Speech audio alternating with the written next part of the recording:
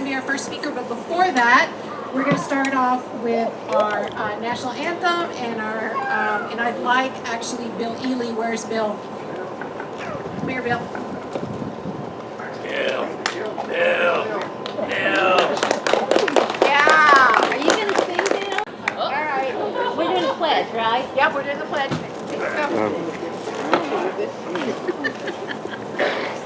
Greatest country in the world. I pledge allegiance to the flag of the United States of America and to the republic for which it stands, one nation, under God, indivisible, with liberty and justice for all. Texas flag. Honor the Texas flag. I pledge allegiance to thee, Texas, one state, under God, one indivisible. Shame on you. Raimi. Very good. Where's Raimi? Is Raimi here? Raimi's going to do the prayer today. We all bow our heads. Father God, thank you so much for this time to fellowship and unity. Thank you for, God, thank you. We just glorify your name, God. And we thank you for just what you're doing through Liz. God, we thank you for her servant heart. We just pray a protection over her and us and this movement, God, and what you're doing through us, that we would just continue to open our hearts and our eyes and our ears to what you're doing, God, and that you would give us the strength to move forward in victory in your name. In Jesus' name we pray. Amen. Amen. Speakers, I thought it was important to have the youth really involved in our elections. So, as you guys already know, with Turning Point USA, Charlie Kirk, he was actually very involved with the Donald Trump campaign. So Turning Point USA is actually trying to, sending out their volunteers, and they're trying to open up chapters in all these high schools and universities. And we have Ava here. Ava is actually going to speak about Turning Point USA and the chapter she's actually trying to open up in her school. But again, I think it's very important that we get our youth involved. I think it was one of Donald Trump's most, I think the young men was really what made him win the elections. So I really would like to continue the trend, and getting our youth involved. So we have Ava here, and she's going to talk about Turning Point USA, also about an event that we're actually putting together for our teens next month. So Ava, can you come up? Everyone give her a hand.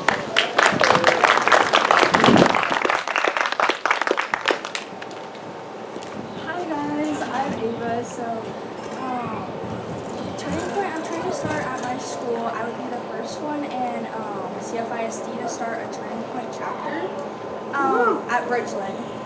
But I'm struggling to find a sponsor because a lot of teachers obviously don't have the same ideas and beliefs. But Turning Point, it would be a pro-America club at all the high schools, hopefully, and just trying to spread good values and good ideology. And so every week, my Turning Point chapter leader, her name's Maddie. She was at It was a Turning Point USA yeah. event. She would send us like weekly different ideas to go over, and hopefully I can just try to gain more and more and more. And then on June 6th, we're gonna have we're gonna have a pool party at my house. At my house, just so people can learn more about Turning Point. Hopefully more teens and high schoolers can show up, so that it can spread all throughout Cypress and more and more. Does anybody have any questions for Ava? For your pool party, how can we help get the word out to other high schools in the area to sign I created an invite, and then Liz I can can send send it it to you around. guys, and you can share it. I've already shared it on Facebook, Okay. So everyone, and I'll share it again as we get closer, and you guys can just forward Is it. it under Menudo Club or is it under?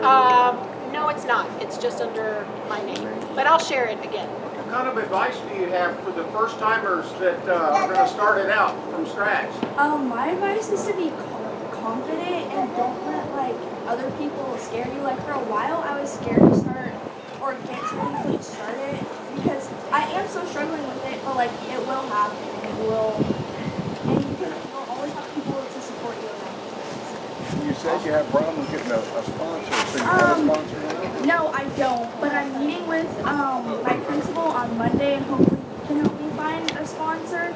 I've asked several of my teachers, and they've all denied. Natalie Blassingame will help you with that. If Yeah. you don't know her, Liz will get you in touch with her. Yes, she will be there. Yeah. Anyone have a comment? Yes, oh, I'm sorry. I was just gonna say, one thing that I highly encourage you to do is to get in touch with a precinct chair, someone like Liz, and if you have friends that are willing to and would like to, we also are looking for people who will join us for block walking, reaching out to voters, and when you go with somebody else to the door, you're going to be able to hear them, and then pretty soon you're going to know what the most salient points are that you need to share with people at the door, and it really works to get in front of people. So I highly suggest and encourage you in this walk because you know you're actually smarter than I was. It took me until my 30s to get involved. So I was a voter. I've never missed a single election or primary in my life. Ever since I was able to vote, foolishly I voted wrongly for the first couple of years. But I finally understood, you know, the difference between capitalism and communism, and that's when I changed parties. But my point is, stay focused, keep good mentors, and you will go places. You will go very high. You will. Your dad's a great man. I'm a junior right now. Okay, perfect. Yeah. So. Don't take no for an answer either. I'll be a senior next year. Right. So now we need to get her hooked up because the high school students can actually work election day. All right, and get paid. So that's a real good way I tried to. the last election, but I didn't get picked. Okay. Yeah. All right. Good. There's a way around that. There is. To help you connect with the judges is all. And we'll get you connected. It's related. It's not a question though. So there'll be a link that's going to go around to a lot of folks in SD7 because Cypress ISD is predominantly within SD7. That link is all we're asking for is as you're driving your neighborhood, your street, whatever. If you see a high school sign right in the yard, right, just document the address. We'll do the research to find out if it's a quote-unquote a Republican home or at least an independent home, so it's not danger, and then we're going to work with the young adults to see, you know, who's appropriate to go to that home to see if those kids would be interested in joining. All right. Because I think her dad's waiting for her for a different event. So we have another student, and actually Lauren is going to be a freshman. And she actually prepared a speech for all of us today. So Lauren, if you can come up. And don't you love her makeup? Very good, great again. What other hat would I wear, guys? Alrighty, testing, working, yes, alrighty. Howdy! When I was 8, my dad got a Newsmax magazine in the mail. He read it and threw it in the recycle bin. My 8-year-old self that night picked it out of the recycle bin and read it. I became engrossed. Wow. It kept listing point after point of what Trump did. I couldn't believe who wouldn't be on the Trump train. Everything was going fine until there was a quote that said Democrats hate Trump in America. I screamed, "Democrats are stupid!" My dad heard that, came running in and said, "Honey, this is a little too controversial for you. Why don't you read Nancy Drew and we can talk about this in the morning tomorrow?" I thought that was fair as an 8-year-old. I wouldn't take that now. That day, that morning, I thought, It would be in his bed, but he threw it in the recycle bin, and it had been in the truck, never to be seen again. That was not my best 8-year-old day. 5 years later, I wasn't that involved in politics. Joe Biden was president, and I mean, there was nothing I could do. He was just a pretty president. Anyway, everything was fine, I was a normal kid, until we went to a bookstore, and I found a book called Don't Lie to Me by Judge Jeanine Pirro. Ever since then, I read every conservative author I can. Laura Ingraham, Marsha Blackburn, Glenn Beck, Charlie Kirk. All this wisdom came with a lot of responsibility and a lot of loneliness. As a 15-year-old, I couldn't really find anybody besides myself who was involved in politics. So I thought it would just be me, myself, and my own neighbors who would talk. Until April 22nd of this year, when I saw Charlie Kirk in College Station. I was in absolute hog heaven. I was surrounded by college kids that loved God, guns, grits, and gravy. I wanted to get involved, but I had no idea how, because, I'm in middle school, and how can I do that? Until somebody, Miss Jill, told me about a meeting on how to get Charlie Kirk's little club in high school. So I went, and I'm starting a club. We're up to 3 members. We need 10, so I'm looking for 7. It's hard, especially when you're talking about conservative beliefs to people who really don't know. Just gotta start and hope they believe. But as I've learned, and as Reagan once said, we seek genuine cooperation. We seek progress for peace. Cooperation begins with communication. So, Americans, let's start communicating. God bless America. Side fair. Are you going to become an Aggie? I'm thinking. Gig 'em. Your parents vote red? Yes, sir. Yes, I had sir. to ask. And like, look, I'm like, Let's just say I've probably corrupted You took the Newsmax magazine from me. Wait a second here. I didn't want to. He put it there knowing that you would find it. Lauren, all I can say is Mr. Chris here makes me feel like an inadequate dad. My 2 sons are 36. They are conservatives, but they weren't as cool of a conservative as you are. So Thank you, I have sir. no. Thank you. do you listen to any podcasts? Tell us who your favorite Yes, sir. podcasters are. Ma'am. Martha McCallum's, Charlie Kirk's, Lauren Green's. She's the Fox News religion correspondent. Ted Cruz. Grew up with Ted Cruz. I have so many. I've lost track. Yeah. So one of the things that I found very interesting lately is I have literally watched several podcasters go from being leans left to leans right. People like Tim Pool with Timcast. That's a great podcast to listen to. He's got a lot of the people that are in Congress. He has a lot of Congress people, senators, and the representatives. He has them come onto his show very regularly, and the dude is based, very based.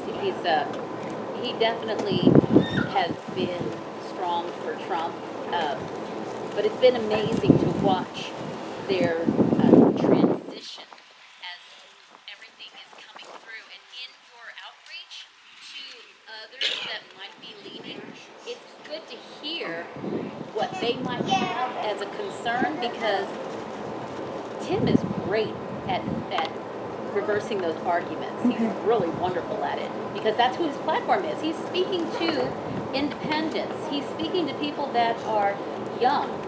So it's good to listen to podcasts of the younger people. Thank you. Absolutely. Lauren, what do you want to be when you She's going to be Get senator. Madam President.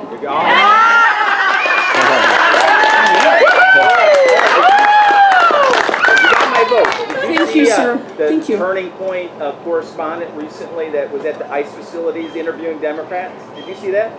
Can you comment on that? Did you see it? I don't think All right, so. no worries. Okay. I'll look it up. Now. Well, it was a young lady that used to, when she was in college, she had a chapter, Turning Point, and now she's did her news thing. And I don't know if she's on her own or not, but actually I don't think she is. Is this the one where she was arguing with the people who are Because she looks Hispanic. Yes, I saw that. And they say, well, and they're she going was to take like, you you're out. racist because you're saying I'm, yes, I saw that one. Yep, that's the one That I was talking amazing. about. Yeah. Anybody else? Anybody else? What is your alarm? News Radio 740 KTRH. His music, overrated. Anybody else? Good job. God bless. Thank you, Lauren. What is that, 2032 or 2036? What are you running? I've calculated, but I can't remember. Yeah. So we have a couple of people that are actually with us today that are candidates that are running. And I just want Barrett, if you could come up and just say something, a few words. Barrett McNabb, ladies and gentlemen, if we could give him a round of applause.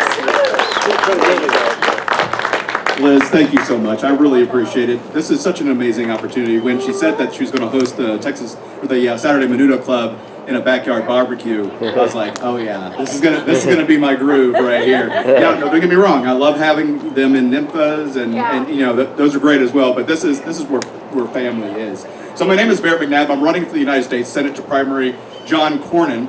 And this is now the 4th month that I've been coming to the Saturday Menudo Club. And the reason that I come here is because I care. And that this is where Grassroots is, and this is where I need to be in order to campaign. Now, I'm a retired Army officer. I was a paratrooper in the 82nd Airborne Division, where I did all my requisite camping trips to Iraq and Afghanistan. Later on, I became a foreign area officer, and I was a Middle Eastern North Africa foreign area officer, doing various things for the Defense Intelligence Agency, as well as being a Middle Eastern analyst at the end of my career where I retired. Now, I like people to ask me 5 questions, and I'll stay around so that you can do this as well. Why am I running? What makes me qualified? Do my values align with yours? And what problems am I going to solve? Well, the problems are going to be easy because you're going to let me know what the problems are. Too often, politicians try and make the voter fit into their mold. What my job is to learn from you what your issues are, what your concerns are, and I've been doing that all across the state of Texas. I've been doing it here in Harris County. I just got back from Texarkana, Waco, Beaumont. I am going all over the state of Texas to bring my message and to find out what it is that voters need. Because that's what politicians should be doing. They should be representing your needs, your values. Now let's talk about the credit downgrade that just happened with the United States. All right, Moody's we just lost our last perfect credit rating. All right, going from AAA to AA1. That's all three major bureaus downgrading our credit. And that's because of our national debt. All right? I'm going to quote Nikki Haley because it's a good quote. Our children will never forgive us if we keep raising more money, borrowing more money in order to do things. We had a $1.8 trillion deficit last year. We have got to rein this in. We have got to rein this in. Eventually, the interest payment on our debt is going to be greater than our GDP. All right? And it's going to be very soon, within the next 20 years. Once that happens, it's going to be a precipice that was going to be very difficult to come back from. And we need a politician with the foresight and the longevity to serve and codify the executive orders that Donald Trump is putting into place right now in order to help save our country in the future. We have got to do that. If we do not do that, we will fail. The next Democrat president will come in and will erase all of those executive orders. Just overturn them. We have got to have a politician that will be in office that will codify those. And it is so critically important. The debt is huge, but standing up to China, like Trump is doing with our tariffs, is also on the horizon. The Indo-Pacific is the center of gravity for the next conflict that we're going to have. And having a senator that has the ability to understand the tactical, the operational, the strategic levels of warfare and how to make sure that we're able to counteract those through men, weapons, and equipment that are tailored to that area. And we have got to do that. We have got to have a politician that understands what it is that we have to do. Can I see all the veterans, the hands full of veterans here? Thank you so much for everything you have done for our country. You've written that blank check all the way up to and including your life for service of our country. And I am raising my hand to volunteer to be in the line of fire at Washington, D.C. Please go to barrettmcnabb.com, and I really appreciate your vote. Thank you so much. How do you plan to beat John Cornyn, Ken Paxton, and Wesley Hunt? Yeah, so the question was, how am I planning on beating Ken Paxton? Wesley Hunt's not in the race yet. It's a very strong possibility that he will come into the race, but how am I going to beat Cornyn and Paxton? Right now, Cornyn and Paxton are beating up at each other. Right now, Cornyn and Paxton are beating up at each other. Is Ruth here? So the very first Menudo Club meeting that I went to, I stayed to the end, and I met Ruth, and I was talking to her about my platform. And she, I was talking to her, and I asked her for her vote. And she started crying. And I was like, well, somehow I did this the wrong way, because that's not what I thought was going to happen. But she started crying when I asked for her vote. And I said, I'm so sorry. She goes, no, let me wipe these tears away. I'm crying because nobody's ever asked me for my vote before. People have given me mailers. People have sent me text messages. People have sent me Facebook ads. But nobody has shaken my hand, looked me in the eye, and asked me for my vote before. I was the first person to do that. And I'm going around the state of Texas, shaking people's hand, looking them in the eye, and asking for their vote. I'm a realist. I'm not a half glass empty, half glass full. It's a glass and it has water in it. I'm a realist. I'm not going to be able to outraise John Cornyn as far as funds go. But I can shake more hands than he can. I can do that. Yes? So I'm really glad that you brought up a little bit of geopolitics, because I've been very worried about that, especially along our Texas Gulf Coast. Thank you for bringing up the Indo-Pac initiative. That's very true.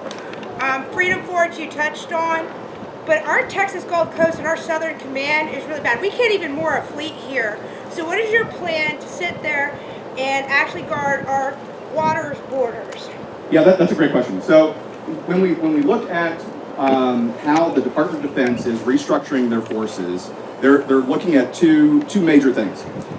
And just to give people a background, there are things that are called major commands, or they shorten them down to MACOMs. There's Northern Command, Northcom, Southern Command, Southcom, Pacific Command, European Command, and then Central Command, CENTCOM, okay? One of the things that the Trump administration is doing, and I know this is bad to disagree with the president, but one of the things that they're looking at doing is merging Northcom and Southcom into one agency, and they're also looking at merging AFRICOM and European Command into one agency. And I think that's a terrible idea. I think it's a terrible idea, and here's why. There's going to be a commanding general that will be in charge of that organization, and it is just human nature to prioritize one over the other. So there's going to be, now hopefully the commanding general of the combined Northcom, Southcom prioritizes Northcom, because that's where we are. But when we look at European Command and Africa Command, we see that Africa has huge inroads with the Chinese Silk Belt Initiative to secure long-term mining of precious metals, including futuristic metals like cobalt, lithium, all those stuff for batteries and things like that. The Chinese are signing 100-year leases for that.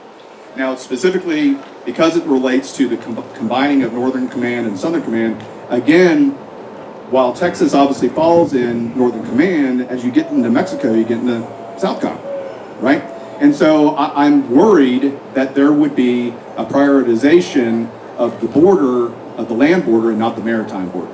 And obviously, from history, we know that in World War II There were German subs off of the East Coast, German subs that were in the Gulf of Mexico.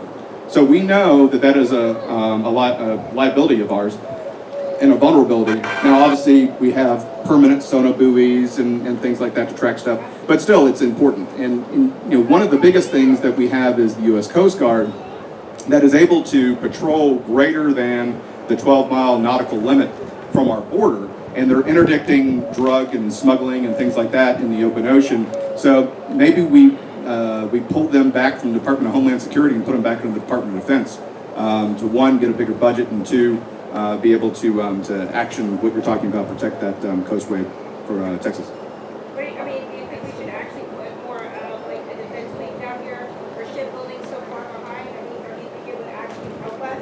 Yeah, it absolutely would. And one of the problems that we have is we have the ports where ships are being made from, the dry docks. The ships are being made for. We're way behind. They're unionized. They go on strike. I don't agree with this, but it's nice that people think of ideas. The South Koreans have a massive shipbuilding capability. DoD's even looked at subcontracting out Arleigh Burke class destroyers to be built in South Korea in order to bring them over to the United States because they're able to pump those ships out. I'm torn. I see it as a security risk. Same thing. Somebody asked me about the Qatari 747. Depending upon whether it's legal. The very first thing I said is that is going to be an espionage nightmare for the Secret Service and for DoD to tear apart that aircraft and to pull apart every single screw and determine whether or not it's a listening device, and then put it back in. So it's kind of the same thing. But to your point, we do need to increase our shipbuilding. As we look around the world and we look at our allies and let's just even call them friendly forces, because part of my job at the end of my career was to secure access and permissions for follow-on forces to go into other countries. And there are countries that are not on the radar, but that are thinking of our future when they are planning things. So, for example, the Sultanate of Oman, which if you look at the Arabian Peninsula, you have Saudi Arabia, Oman, and then Yemen, okay?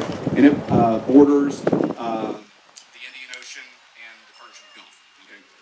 Well, Oman has retrofitted 2 of their ports to accept Ford-class aircraft carriers. So those are the newest aircraft carriers that the United States is producing, replacing the old Eisenhower and Nimitz-class aircraft carriers. So the Ford class, it is beyond futuristic. And as they're laying the keels and putting those into the waters, the Omanis, thinking forward, refurbished all of their Indian Ocean seaports to be able to accept Ford-class aircraft carriers without even being asked. They just did it of their own accord.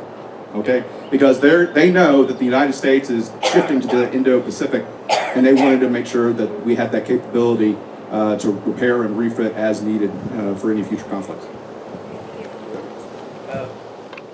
Just the idea of just shipbuilding. I mean, we have all these facilities all over the U.S. that are each making one part of a ship.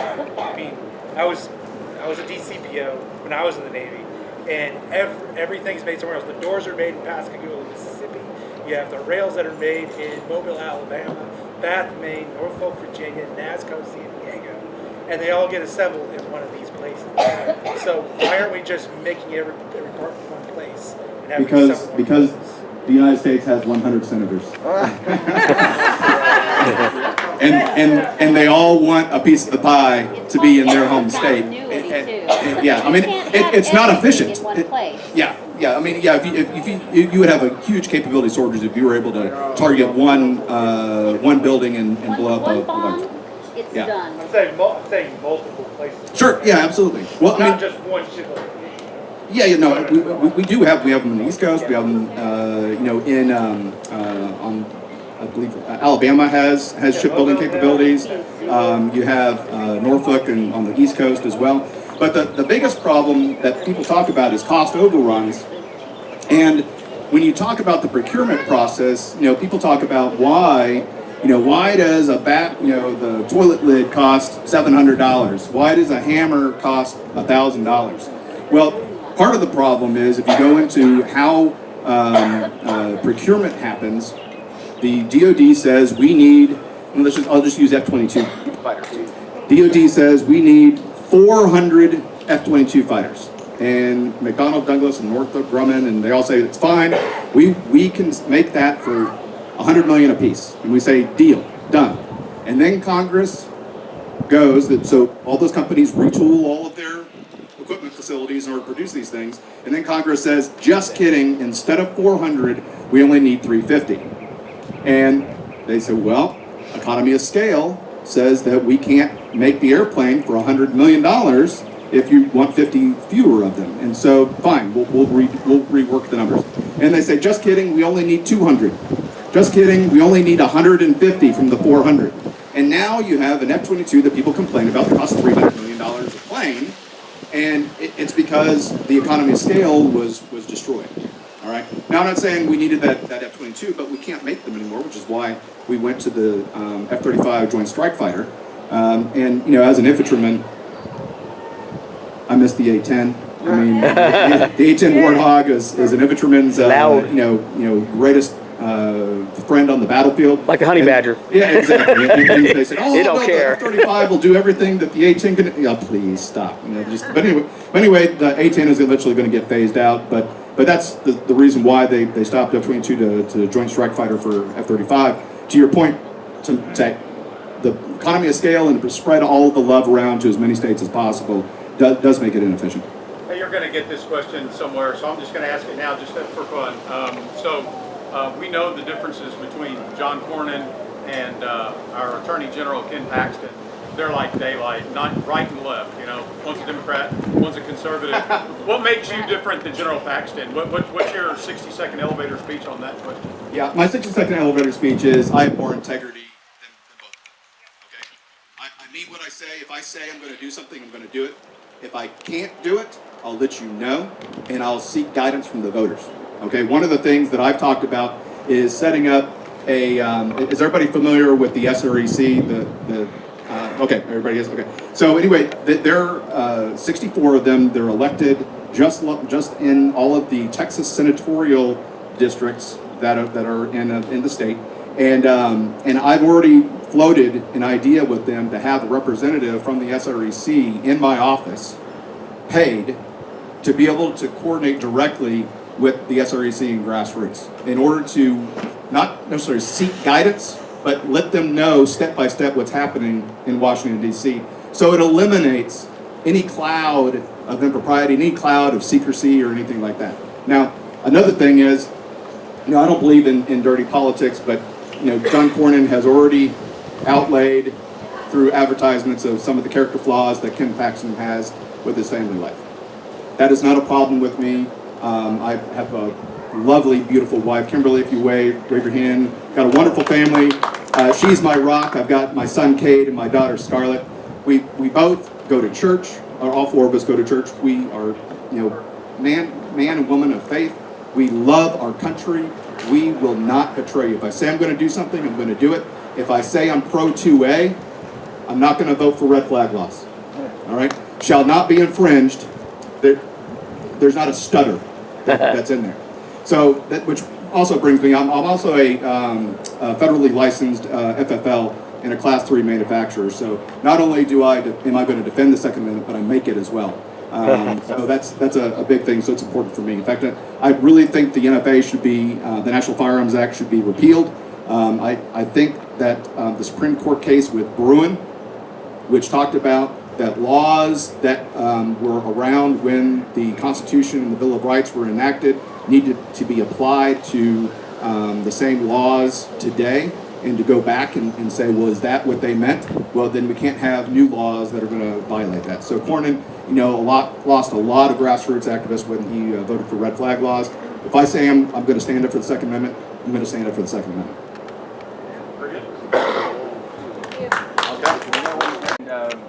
The importance of codifying executive. I've sort of been worried about our reliance on executive orders. Right. And it's sort of an open-ended question. I'm sorry if it's. I can answer that question. Could you speak on Congress's inability to codify anything? Yeah, I mean, that's a great question. That's a great question. I mean, you know, the problem is how am I going? So I'm going to interpret your question as how are you going to deal with deadlock or gridlock in Congress, right? Because right now we have the ability for the filibuster to be put in place and to prevent the majority from enacting laws. So right now the Republicans have the majority. However, we don't have 60 members in the Republican side, so the Democrats get to filibuster. Now, I'm definitely for the filibuster. I'm definitely for the filibuster. I'm not like Chuck Schumer, who when he's in charge and he's in power, he's for the filibuster, and then or he's against the filibuster, and then when he's not in charge, then he's for the filibuster, right? He flip flops whenever he feels like it. But what we are seeing for the first time is Generation Z being more conservative than previous generations, all right? The young people are realizing that communism and socialism is bad and that capitalism is good. Now, you have the famous Khrushchev quote that gets attributed to him that you know has been debunked, but I still like the quote. Everybody likes it. Probably have heard of it. We can't expect the United States to go from capitalism to communism immediately. But what we can do is feed them little bites of socialism until one day they wake up and have communism, right? Now, Khrushchev didn't say it, but still, I mean, good on him. That's a pretty good quote. But what your generation is doing, because you're here, because you're engaged, because we have these ladies here that had to go to another event, probably to be more engaged at another event as well, right? Because we have you, we're going to eventually be able to break up that gridlock, all right? It's going to take time, and ultimately it's going to take compromise. But here's what happens when you compromise and when you negotiate. Negotiating with a Democrat in order to get the Democrat to win is not a negotiation. The compromise or the negotiation is to get the Democrat to come over to your side. Right. That's the negotiation. That's the compromise that happens. It's not to compromise for a liberal position. It's to get the liberals to compromise towards your position. And it's going to take somebody with intelligence and guts and the ability to have integrity and to look every one of you in the eye and say, I'm going to do what I say.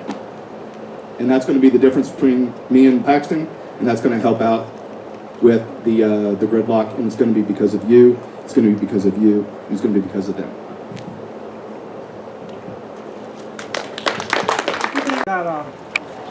We've got a big challenge here getting through the corrupt Rodney Ellis thing that's going on. That's keeping Harris County really down.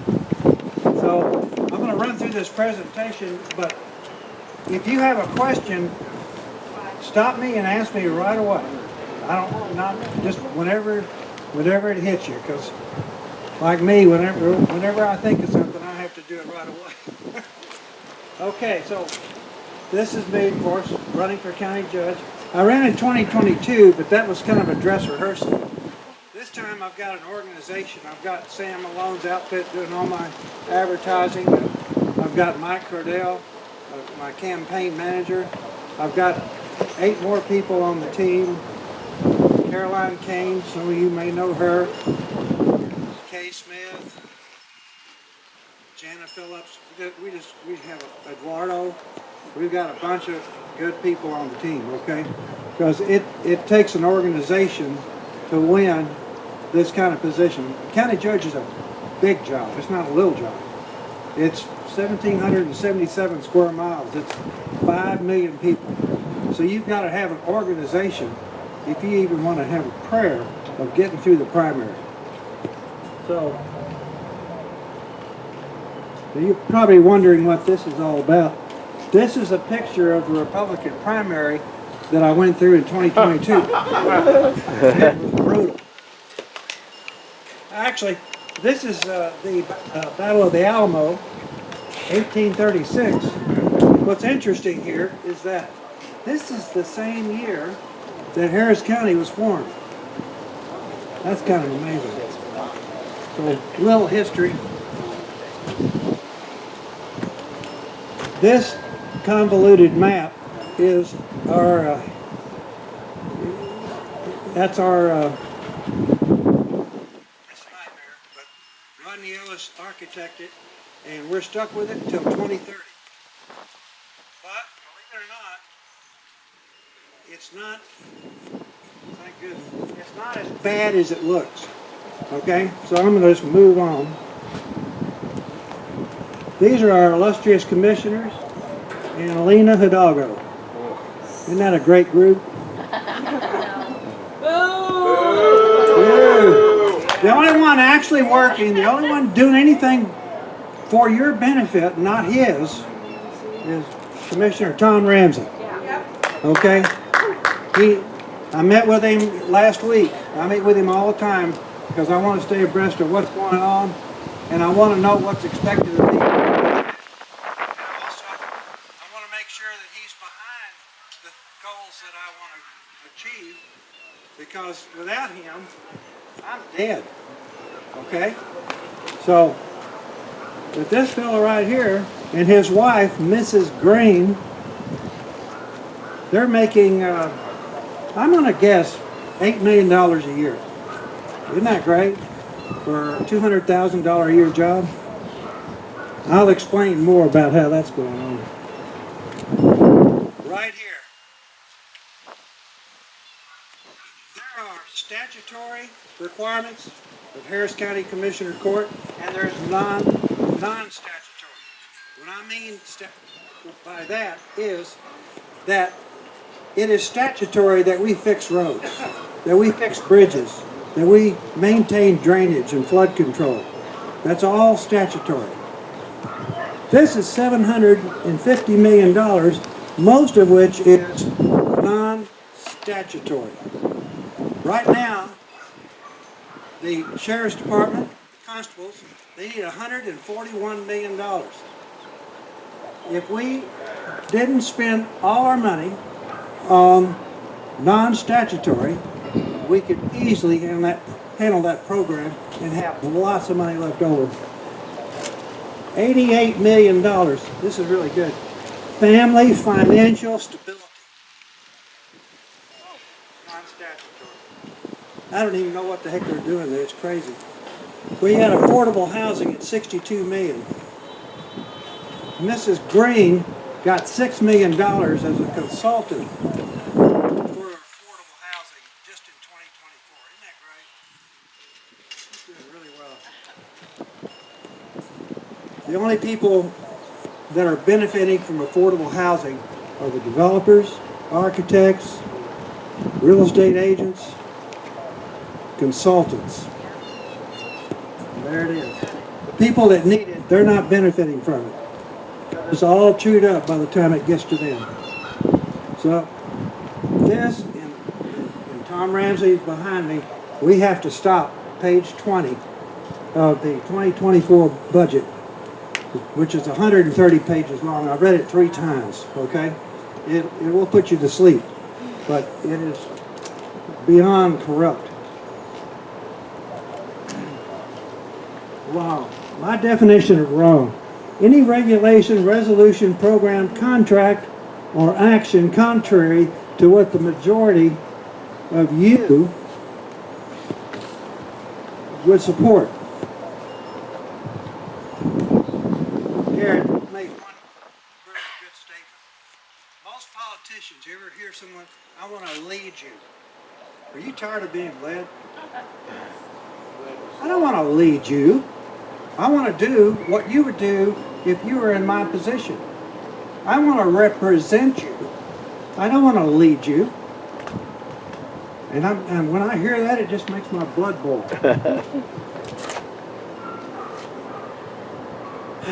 Guess what? We're $5 billion in debt. Did you know that? The only way to really get rid of this and be on solid ground is to get rid of the non-statutory spending. How do we fix it? The first thing I want to do is form a Department of Efficiency and Management Review. It's going to be our form of Doge. Okay? And I'm looking right now for the talented folks to work in this department. And we're going to dissect the Department of Administration immediately and our wonderful county administrator. That is $25 million worth of waste right there. So I think Ramsey will support me. This department, headed by some talented folks, we are providing 700 services, 300 plus programs. They're going to have, it's going to take years. It'll take 4 years for them to get through all of it, because it's incredible what we're doing. There's the Harris County Administration, the Office of Administration. We lived without this, okay, for 186 years. We didn't have to have this. So in 2021, oh, we need this. And now we've got it. It's amazing.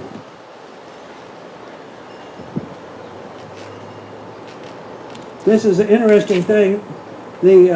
Just so you know how bad that thing is, the interim county administrator, interim, $418,417.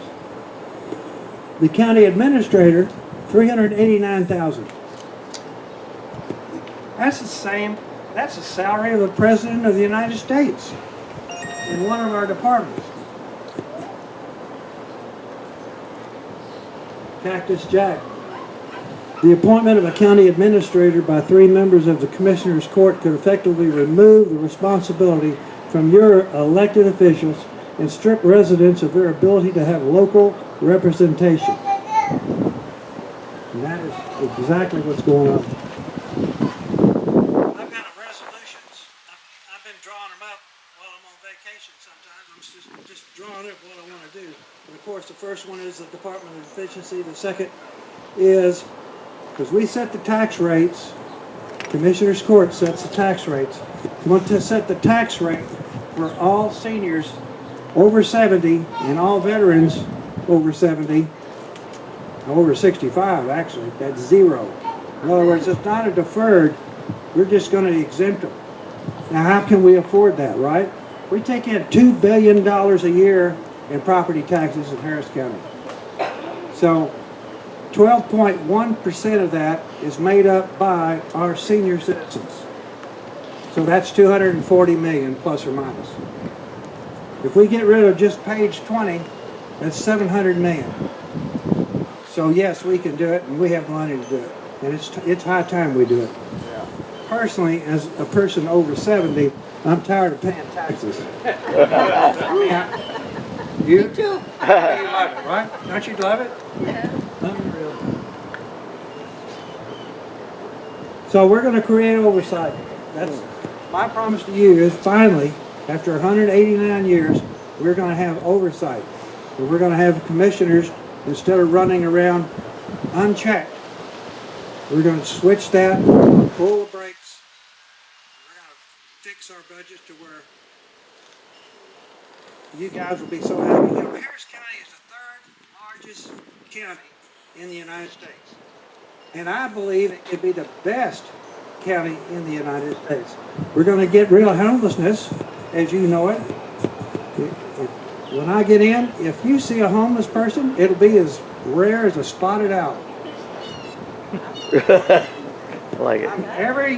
I'm so tired of it. When I leave my house in the morning, there is a homeless couple on the corner of Westview and Beltway 8 setting up their umbrella, their chairs, they got their little doggy with them, and they're there every day until the sun goes down.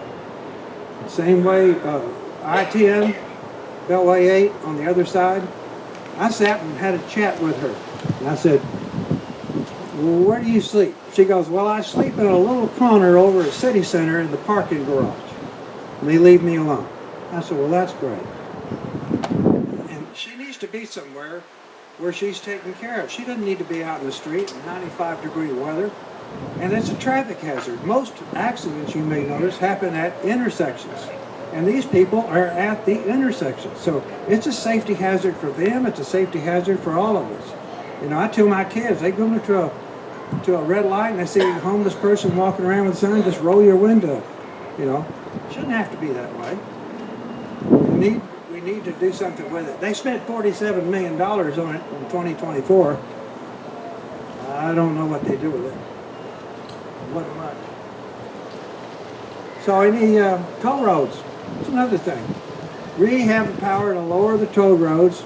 Commissioner Ramsey last week admitted there's a surplus, a big surplus, like 300 million. What does that tell you? They're overcharging you.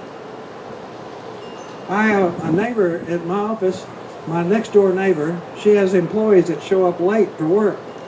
She says there's nothing I can do about it. They can't afford to go on the toll road, so they use side roads and back roads and whatever they can do to get to work. So they're late half the time. We need to make it affordable for people to commute in Harris County once and for all, where they can afford to go to work. Agreed?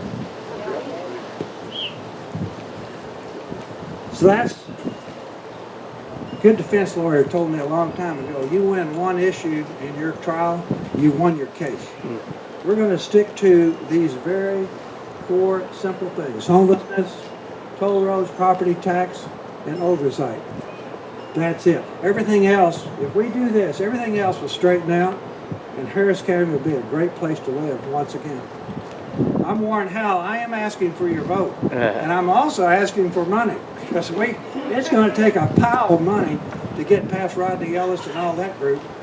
So, in fact, my first fundraiser is on the 20th. If anybody wants to come, we'll be at Rose's over at 6545 Bissonnette. It's a really neat place. They've got an Italian restaurant, a little ice cream place, and on the side is a little side door. And everybody goes, well, what does that door go to? Well, it goes to a speakeasy in the back that seats 120 people. It's the craziest thing you ever saw. Anyway, it'll be a great time. Beer, wine, and treats are on me. So. What day was that? See? Roses. It's Tuesday night. This Tuesday? 6 to 8. Come on, Annabelle.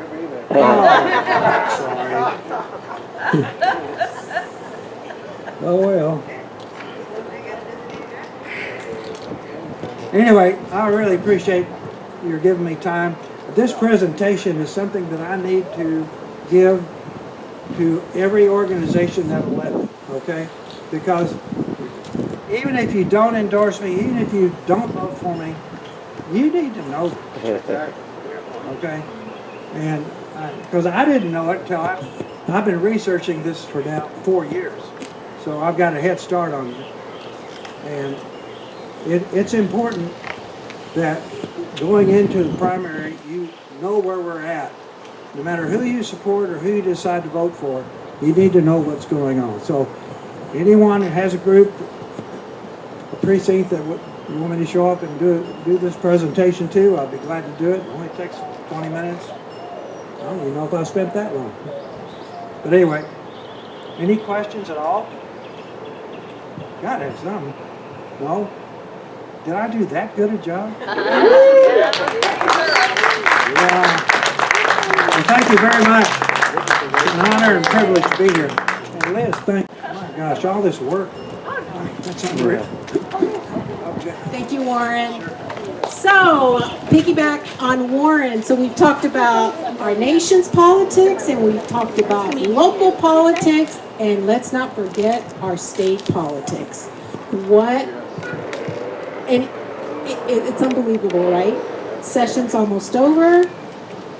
We had $24 to $30 billion surplus that they said they were going to give back to us in the form of some kind of tax relief.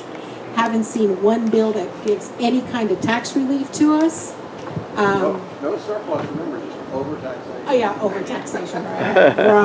Right. So, and we go back to what Barrett was talking about. You have these politicians that come to you and they promise you the stars, the moon, and everything you want to hear. And once they get into office, what happens?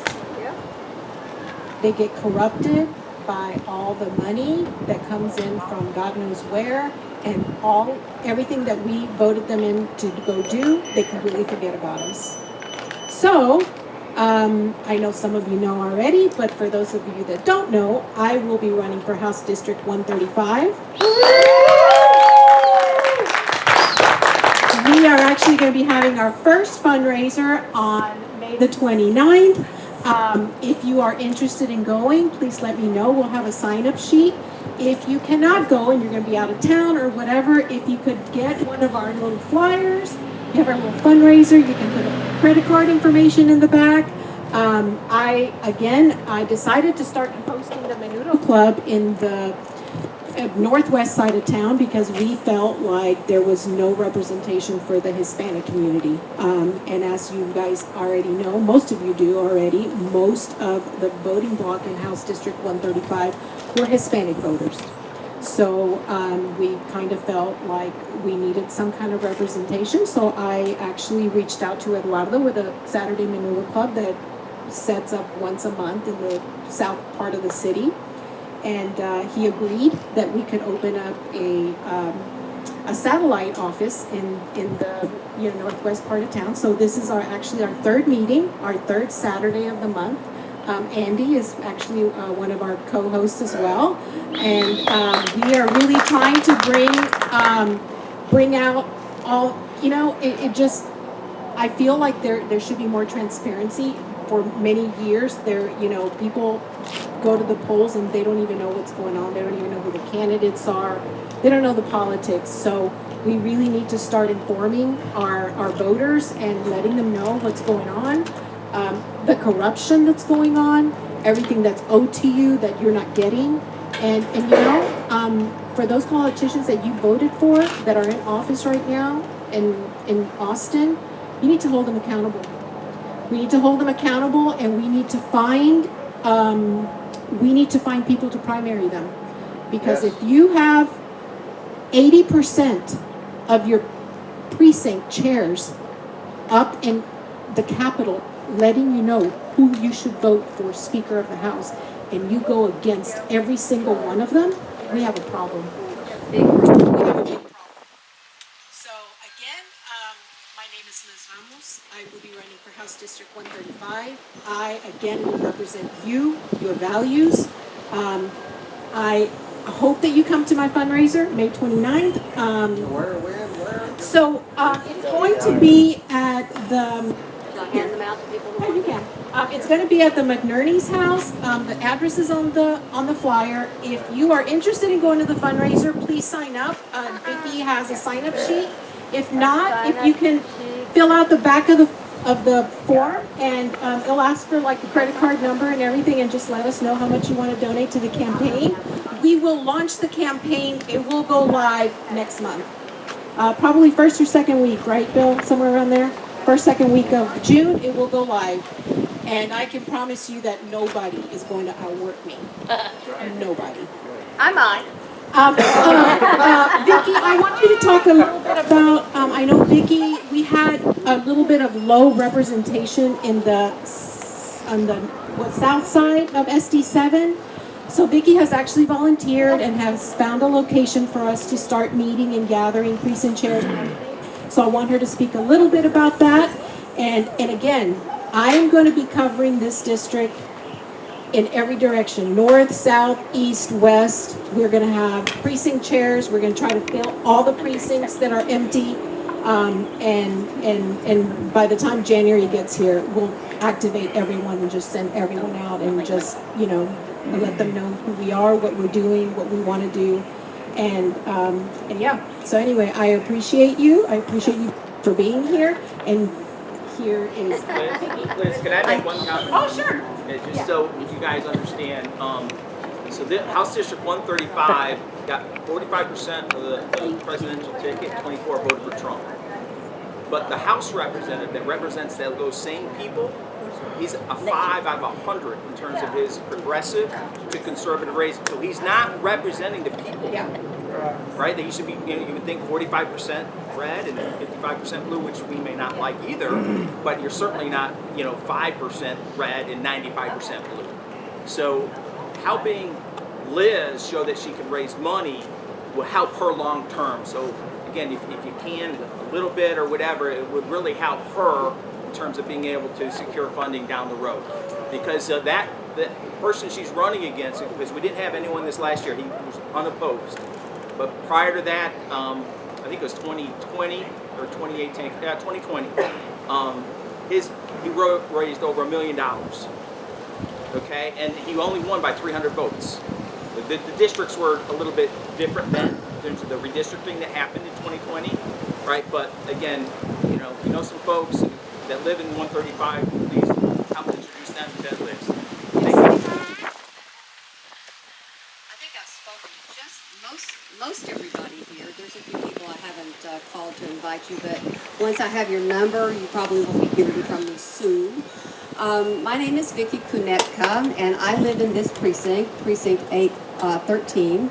Liz and I have an interesting relationship. I don't know if she likes me telling this little story. Bill, who called me one day, because I was very much in the conservative camp, and he called me one day and he says, do you know somebody by the name of Liz Ramos? And I go, no, I have no idea who she is. And apparently, I had the seat of precinct chair, which is an elected position. But most of the time, most of us who are elected were originally appointed through the vacancy committee. And so I took on the position and helped the team run Mike May for John Rosenthal's position.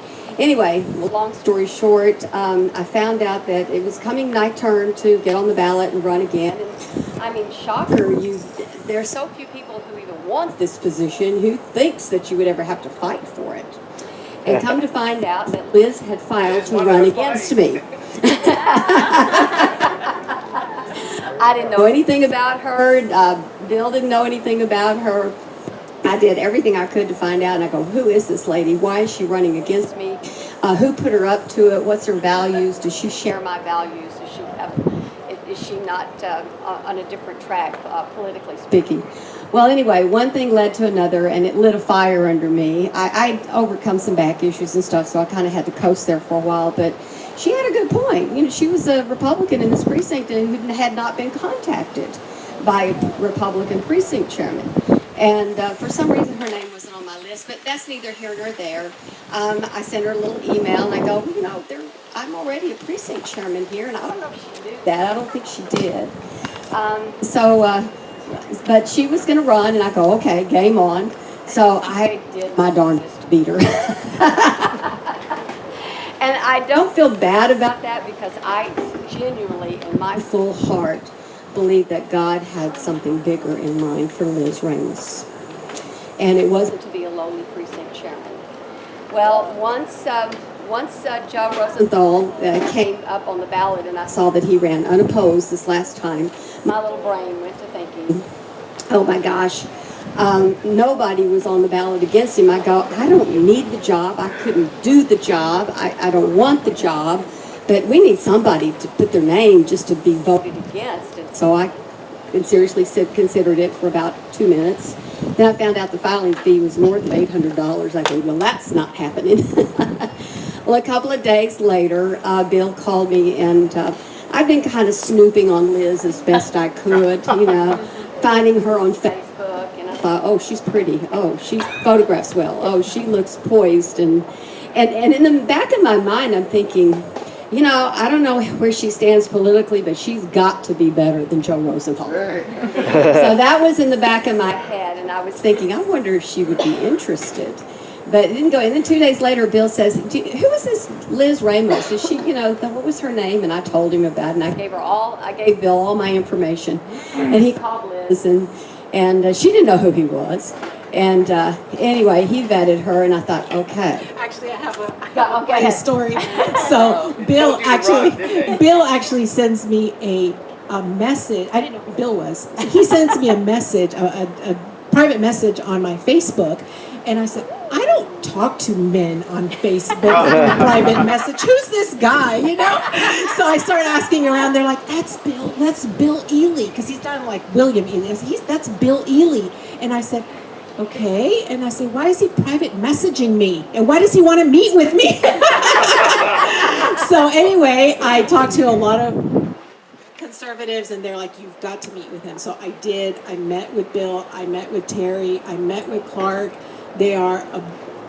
They've been my backbone through all this, and I can't thank them enough. We've created a great team, as a matter of fact.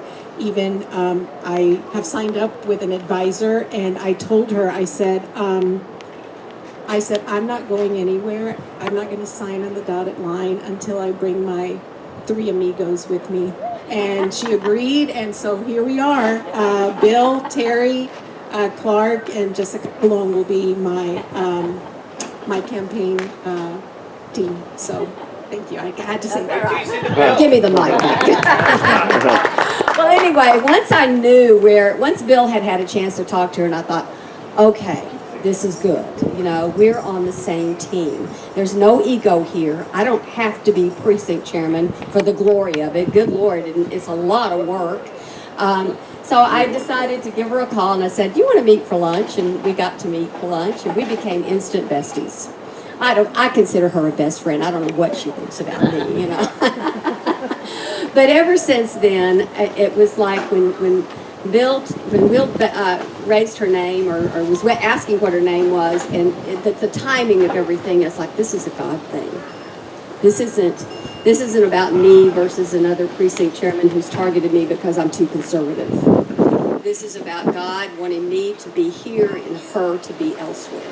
And elsewhere is in this Texas state capitol. I believe that with all my heart. And so if she doesn't win the seat, then if she wants my seat, I will happily move over for her. But anyway, everyone give Liz Ramos a great hand. The only thing she owes me and owes any of us is to stay true to her conservative roots and her Christian values, being a devout Catholic as she is. And I'm 100% in her corner. So anyway, that's kind of here or there. Oh, yeah. Now, part of the thing is that we've been putting our heads together and learning from Bill and from others about the demographics of Harris County, and how this area is very much purple. And it very much shows in this precinct, too, that it went for Harris instead of Trump. And so we're trying to do everything we can to lay the foundation to take over House District 135. And all of the things that have fallen into place, just being, the Menudo Club, working together to try to reach out to the conservative Hispanic community. And then another opportunity fell into my lap. Another precinct chairman said, "Hey, I've got this relationship with this fire chief. How would you like to use their facilities?" And I go, "For what?" He says, "Anything you need." So I kind of looked at that, and we went, and Liz and I both looked at the venue, and it was, it's so awesome. Just comfortable and ideal. And so it was kind of my burning bush moment. It's like, okay, Moses telling God, you've got somebody better in mind, right? It's not me. But it was a gift, and so I have to do something with it. And so what our goal is to focus on the south part of SD7. The northern part is mostly red, the southern part is mostly purple.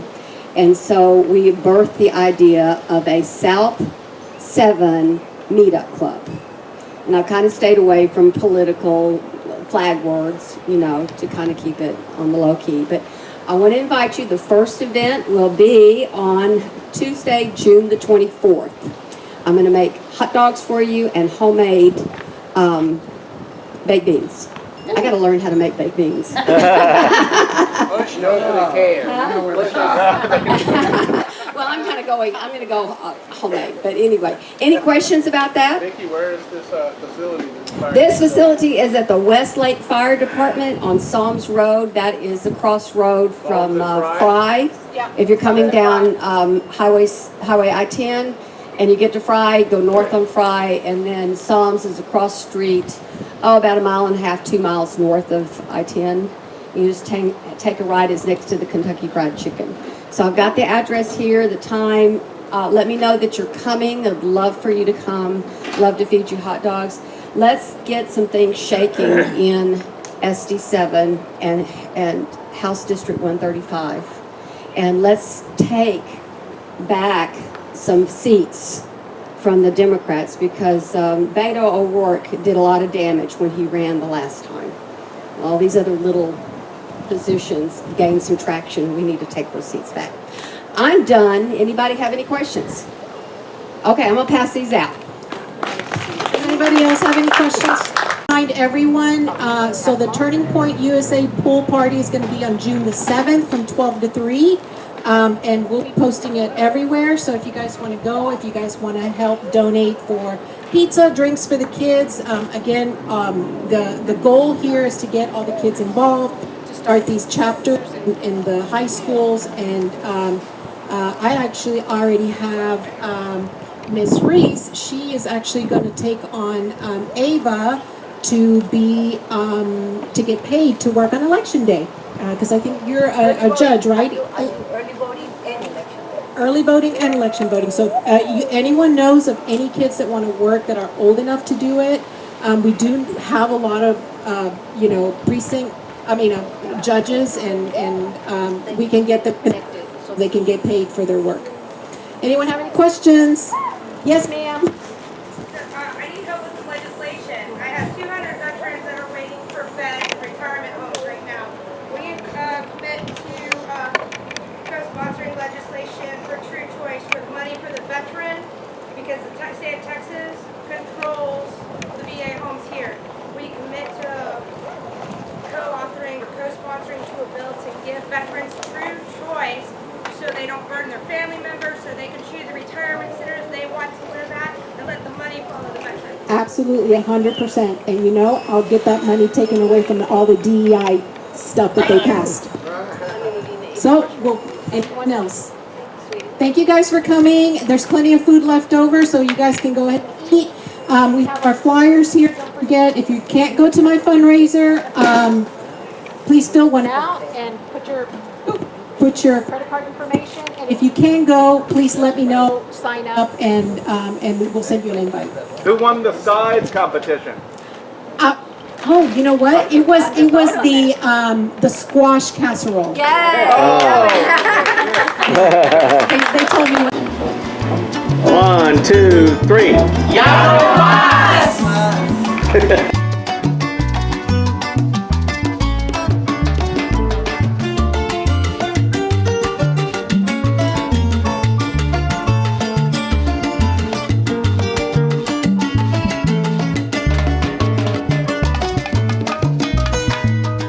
Are you a leader hungry for meaningful discussions and real solutions? Then the Saturday Menudo Club is calling your name. Join us every first Saturday of the month from 11:30 a.m. to 1:30 p.m. at various restaurants in Houston, where leaders in our community gather over delicious menudo and Mexican food.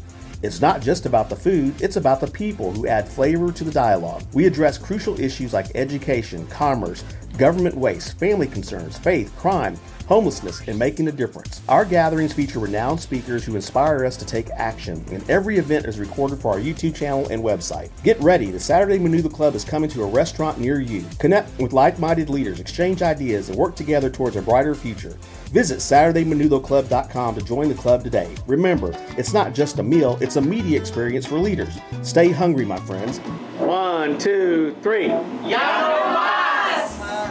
My name is Andy Valdez, founder of Marketing Dynamics. The late Peter Drucker, the father of management theory, believed marketing was critical to your business. He said the purpose of a business is to create a customer through marketing and innovation. Strategic marketing equals immediate success. We offer you speed to market without the speeding tickets. Work smarter, harder, faster. Marketing Dynamics, because the market never stays the same. Please visit teammarketingdynamics.com.